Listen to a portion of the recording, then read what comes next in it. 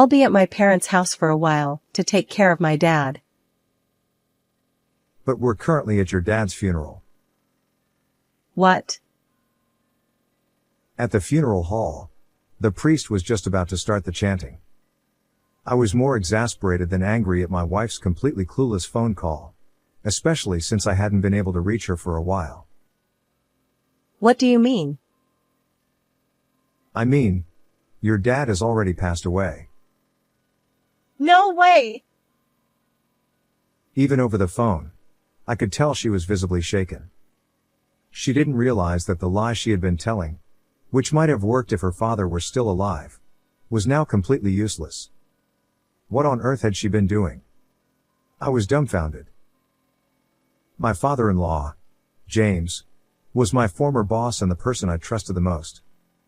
He was not only diligent at work but also a very kind person in everyday life. It was through his introduction that I met my wife, Rosemary.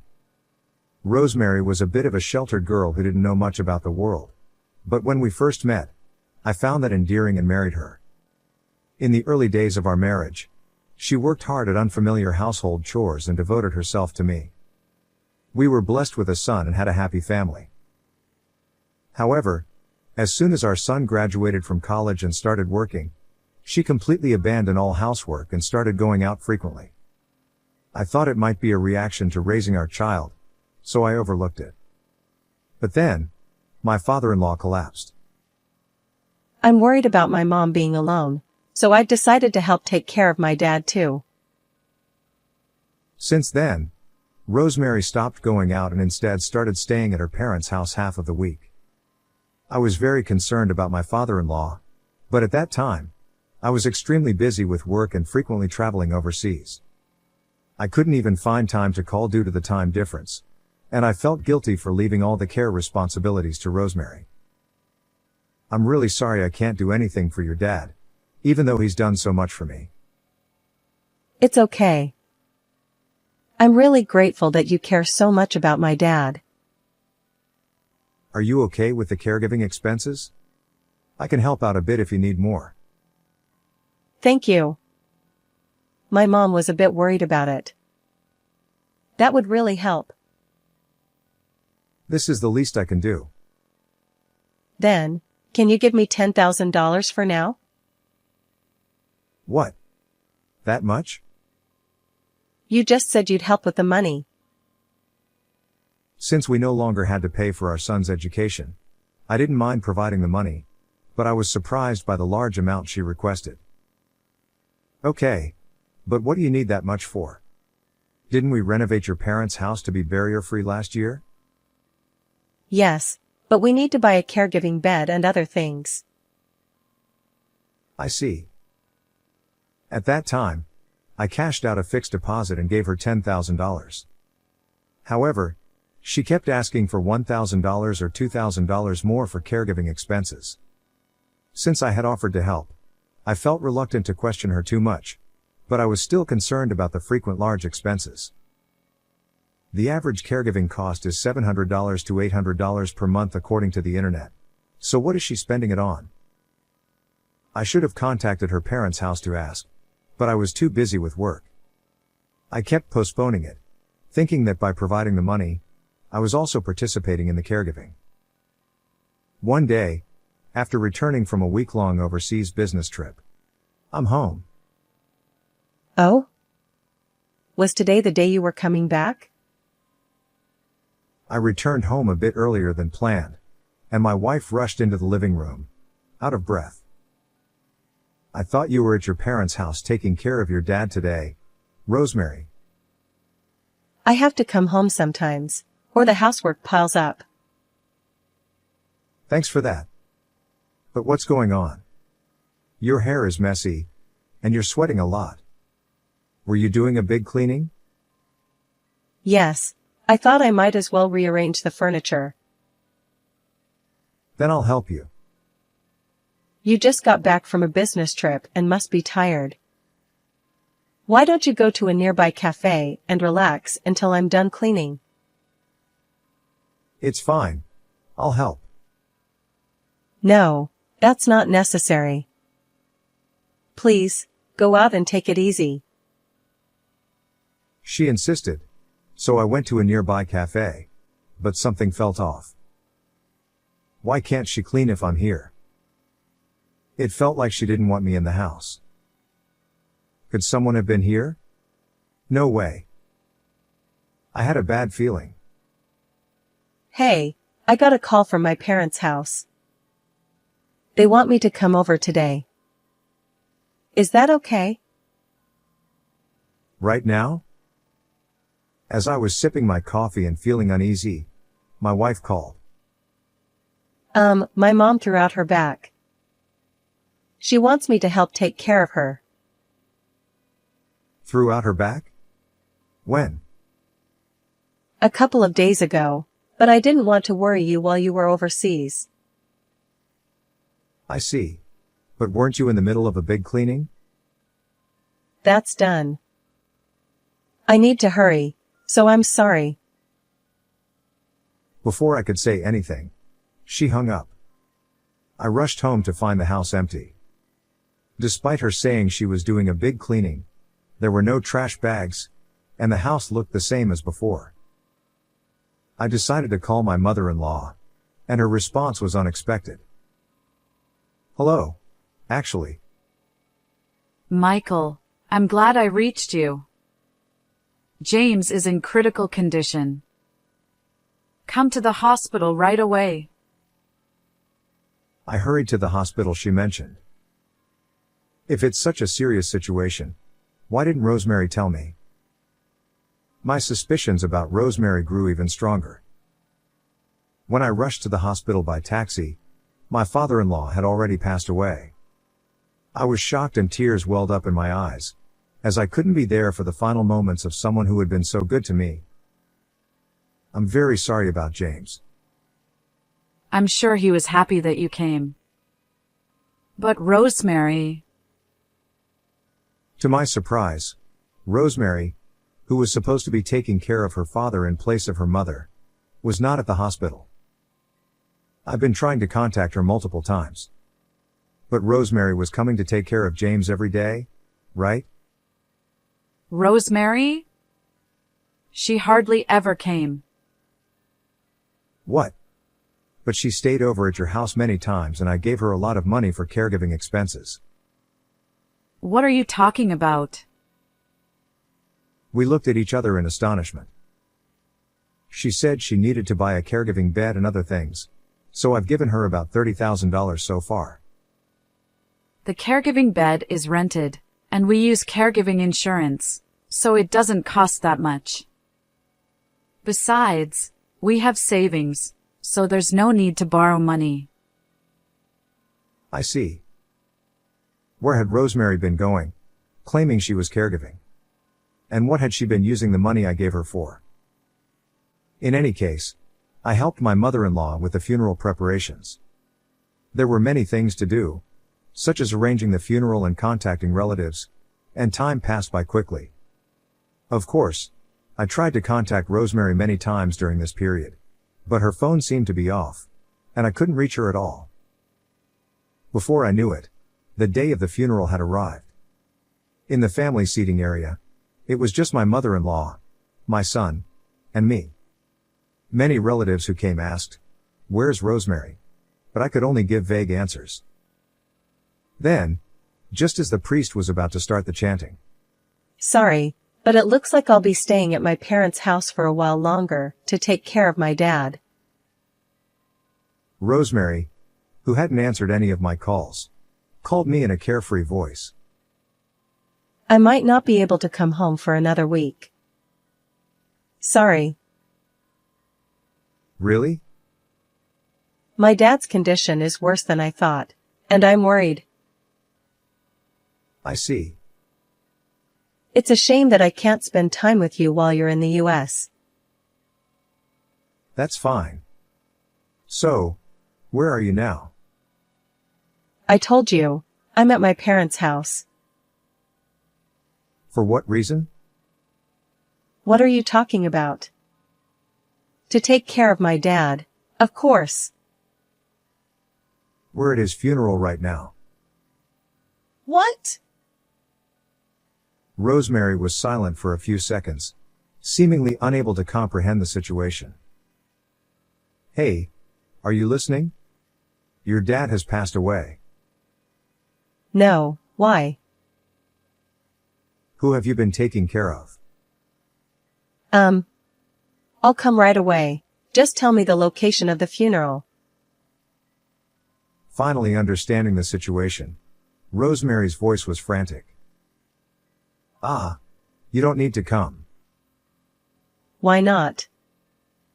It's my dad's funeral. You haven't been reachable at all. So what are you talking about? My phone was broken.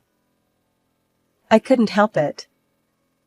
Just tell me the location. The priest is about to start the chanting, and you'll just be in the way. How can you say that? Fine, I'll ask my mom. Your mom said not to come. No way! Anyway, I'm busy. Bye.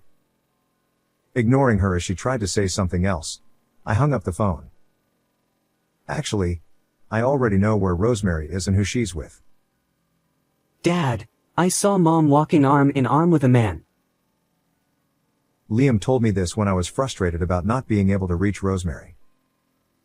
I saw her last month at the location of my company's new employee training. I was curious and followed them, and they went into a hotel. Liam awkwardly took out his phone and showed me a photo. You've got to be kidding me. I thought she was away taking care of James. Right? I was shocked too. But I didn't want to tell you until I had more evidence. You were thinking about that? Yeah. Working is tough, you know. Since I started my job this year, I've realized how hard you've worked for us. I can't forgive Mom for betraying you like this. I was surprised that my son, whom I still thought of as a child, had been thinking about me in this way. You've grown up, Liam. Of course.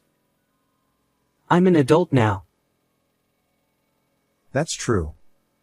So, did you find any evidence? Yeah, absolutely. You know I bought Mom a new phone with my first paycheck, right? I remembered Rosemary being so happy about it and bragging to me. No way. Yes, way. Mom is terrible with technology, so I set everything up for her. I installed GPS to track her location and set it up so I could see her messages on my computer. You managed to do all that? I'm a programmer at my current job. This was easy. I was impressed by how reliable my son had become.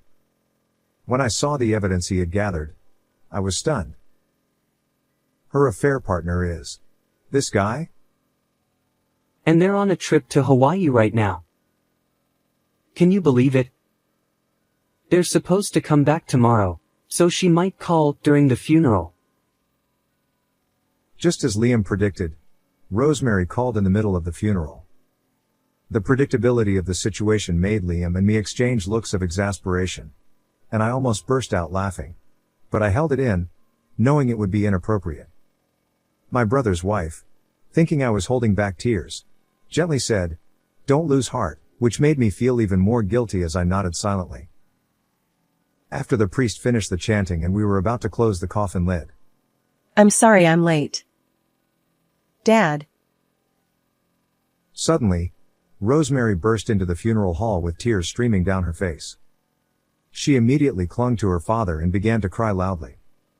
The relatives who didn't know the situation felt sympathy for her, but my son and I were just exasperated. We let her cry for a while, but Rosemary wouldn't stop and kept clinging to her father. The funeral staff started to look troubled, and the attendees began to murmur. Enough already. It was my mother-in-law. She had been holding back her tears and trying to stay strong to see her husband off. Rosemary, you have no right to cry. What? But Dad died. Of course, I'm going to cry. Then where have you been all this time without contacting us? And what's with that outfit? Well, Despite it being her father's funeral, Rosemary was wearing a bright red dress. Coming straight back from Hawaii, you two didn't have time to change, did you? I glared at the man in the blue aloha shirt standing near the entrance of the funeral hall. I never thought the affair partner would be my brother, David. All the attendees turned their gaze towards David. Everyone, while Rosemary claimed to be taking care of her dad, she was actually having an affair with my brother. no, it's not true. I just ran into David at the station, and we came here together. Your excuses are pathetic. It's true. Please believe me. He's just making things up. I have proof. What? I held up my phone and showed everyone the photos of the affair, making both of them turn pale. The hotel you always go to is Sincerity and Pure Love near the station. You go there 3 times a week. And when I'm not around, you even use our bed at home. It's disgusting. Why do you have those photos? These? Liam took them. What? The phone Liam gave you, remember? He set it up so he could track your movements and read your messages. That's horrible. You two tricked me. I can't forgive you. That's my line. While Rosemary and I were arguing, there was a sudden slapping sound from the back of the hall. I looked and saw my brother getting slapped hard by his wife. She even picked up a nearby folding chair and tried to hit him with it, causing people around to rush in and stop her. It was chaos. Taking advantage of the commotion, Rosemary came up to me. Why are you revealing this now? You're ruining my dad's funeral. You're the one to talk? He was my dear dad. Then you should have taken proper care of him. And what did you do with the $30,000 I gave you for caregiving expenses? Stop nagging about such a small amount. You're so petty. You'll pay it back. And I'll be getting alimony too. Alimony? Of course. We're getting divorced. No. I don't want that. I don't want to see your face anymore. It was just a moment of weakness. I wasn't serious. Let's start over. Enough already. With my mother-in-law's sharp rebuke, the room fell silent. Please close the coffin lid. The funeral staff, who were taken aback, hurriedly closed the lid. What should have been a solemn farewell moment turned into a rushed task. I don't want to see your face anymore. At her cold words, Rosemary collapsed to her knees. David too was left staring blankly into space after his wife declared she wanted a divorce. After that, we left the two of them at the funeral hall and headed to the crematorium. Thus, Rosemary and I divorced. Since she had no savings, I didn't ask for alimony, but I did kick her out of the house without any share of the assets. As for my brother David, he paid me $30,000 in alimony in one lump sum. David's wife also demanded alimony from Rosemary. Moreover, David was fired from the company where his wife's father was the president. With nowhere else to go, the two of them started living together. But since they were only interested in a fling, it didn't work out, and they soon separated. Rosemary contacted me once after that. Aren't you lonely being alone now? Let's get back together. I was appalled by her selfishness and felt relieved that I had divorced her. Recently, my son has started living on his own, but he occasionally comes back to share a drink with me. On the monthly anniversary of my father-in-law's death, we visit my mother-in-law together. At 48, I've returned to a carefree single life, and I find it not so bad. How did you like this story? Please subscribe to my channel. See you in the next video.